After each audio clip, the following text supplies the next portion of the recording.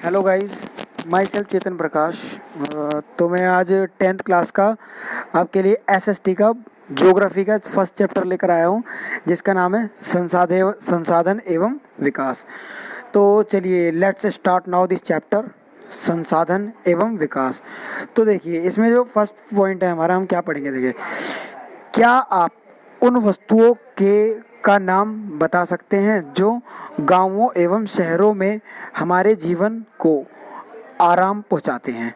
ऐसी बहुत सारी चीज़ें होती है, ऐसी वस्तुओं की एक सूची तैयार करें और इनको बनाने में प्रयोग होने वाले पदार्थों के का नाम भी बताइए। तो चलिए देखिए, अब हम चैप्टर की शुरुआत करते हैं। देखिए, हमारे पर्यावरण में उपलब्ध प्रत्येक वस्तु जो हमारी आवश्यकताओं को पूरा करने में प्रयुक्त की जाती है और जिसको बनाने में प्रौद्योगिकी उपलब्ध होती है, उसे आर्थिक रूप से संभाव्य एवं सांस्कृतिक रूप से संसाधन कहते हैं। मतलब सीधी सी लैंग्वेज में हम कह सकते हैं, जो चीज़ें हमारी रोज़मर्रा की ज़िंदगी में काम करने और वर्क को हेल्प करने में मदद करती है, उसको हम क्या बोलते हैं, संसाधन कहते हैं। ठीक है, हमारे पर्यावरण में उपलब्ध वस्तुओं की रूपांतरण प्रक्रिया प्रकृति, प्रौद्योगिकी और संस्थाओं को के परस्पर अंतर संबंध में निहित होती है, मतलब उसमें मिलती है।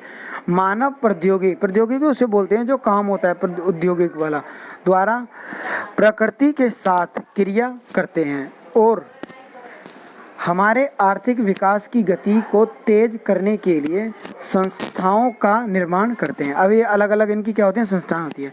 क्या आप भी अन्य वस्तुओं से लोगों की तरह संसाधनों की भी प्रकृति उपहार समझते हैं?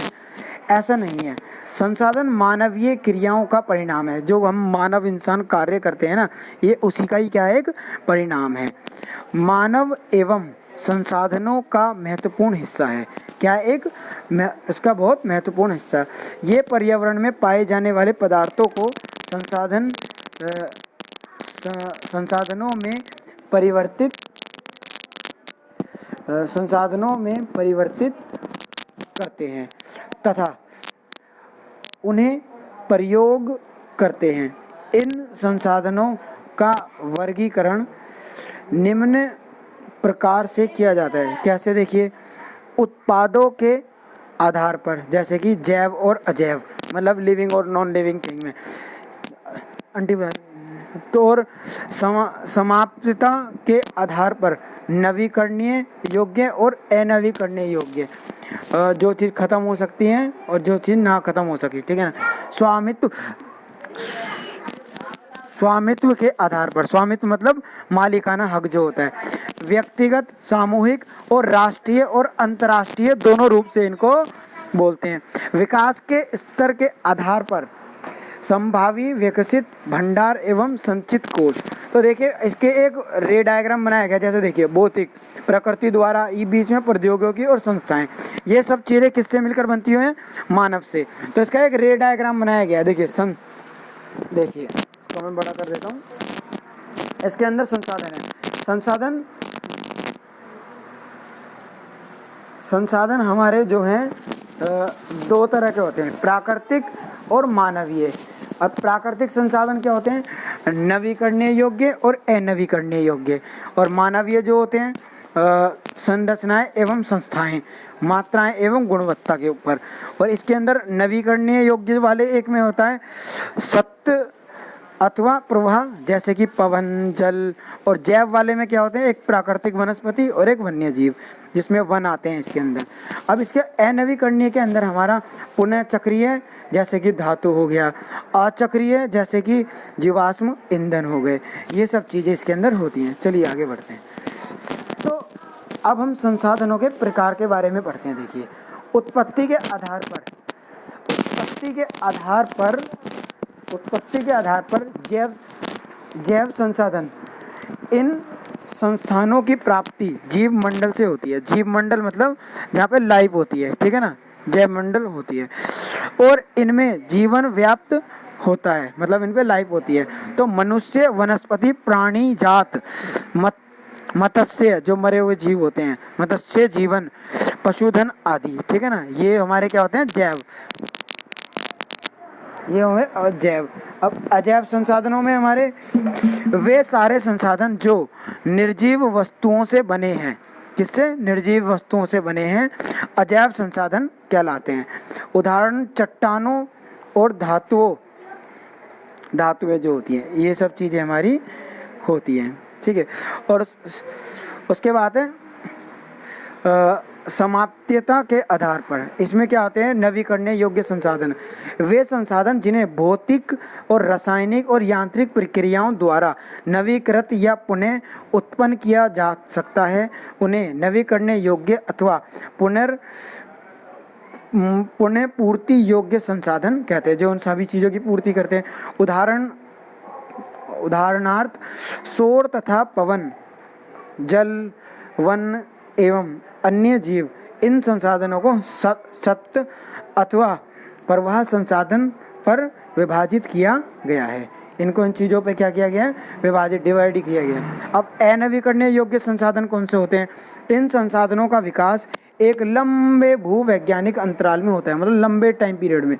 खनिज और जीवाश्म ईंधन, जीवाश्म मतलब जीवों से बना हुआ ईंधन जो होता है, ईंधन इस प्रकार के संसाधनों के उदाहरण हैं। इसके बनने में लाखों वर्ष लग जाते हैं। इसमें से कुछ संसाधन जैसे कि वस्तुएं पुनः चक्रीय एवं और कुछ संसाधन जैसे जीवाश्म ईंधन अचक्रीय, एक बार के प्रयोग के साथ ही खत्म हो जाते हैं। अब स्वामित्व के आधार पर देखिए, स्वामित्व के आधार पर क्या करते हैं, स्वामित्व के आधार पर व्यक्तिगत संसाधन निजी व्यक्तियों के स्वामित्व में भी होते हैं। बहुत से किसानों के पास सरकार द्वारा आवंटित भूमि मतलब बटी हुई होती है, ठीक है ना, जिसके बदले वे सरकार को लगान चुकाते हैं, मतलब टैक्स देते हैं, ठीक है ना, कर, अपने ही कमाई का कुछ हिस्सा वो सरकार को देते हैं। गांव में बहुत से लोग भूमि के स्वामी भी होते हैं और बहुत से लोग भूमिहीन होते हैं, मतलब भूमिहीन मतलब जिनके पास भूमि नहीं होती। तो शहरों में लोग भूखंड, घरों एवं अन्य जायदाद के मालिक होते हैं, बाग, चरागाह, तालाब तथा कुओं का जल आदि संसाधनों के निजी स्वामित्व के कुछ उदाहरण हैं।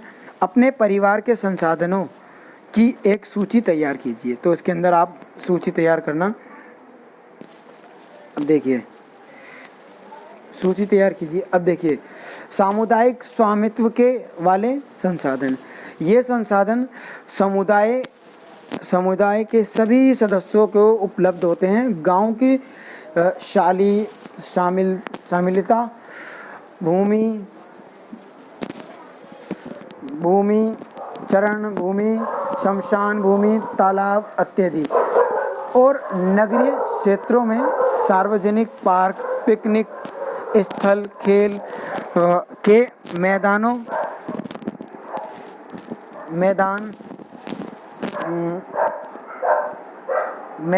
और नगरीय क्षेत्रों में सार्वजनिक पार्क, पिकनिक स्थल और मैदान वहाँ रहने वाले सभी लोगों के लिए उपलब्ध है। राष्ट्रीय संसाधन देखिए कौन से हैं। तकनीकी तौर पर देश में पाए जाने वाले सारे संसाधन राष्ट्रीय देश के सरकार को कानूनी अधिकार हैं कि वह व्यक्तिगत संसाधनों को भी आम जनता के हित में अधिग्रहित कर सकती है।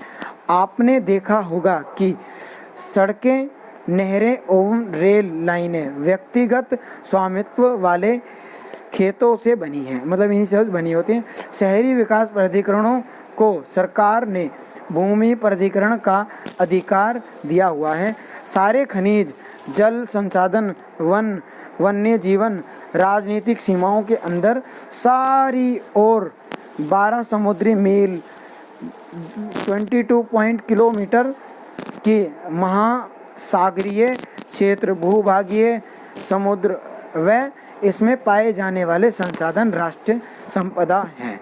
अब अंतर्राष्ट्रीय संसाधन देखिए, अंतर्राष्ट्रीय संसाधन, कुछ अंतर्राष्ट्रीय संसाधनों को नियंत्रित करती है। तट रेखा से 200 समुद्री मील की दूरी, अपमार्जक आर्थिक क्षेत्र में पड़े खुले महासागरीय संसाधनों पर किसी देश का अधिकार नहीं है। तो इन संसाधनों को अंतर्राष्ट्रीय संस्थाओं को सहमति के बिना उपयोग नहीं किया जा सकता, मतलब हमें उनकी सहमति लेनी होगी। अब देखिए विकास के स्तर पर आधार पर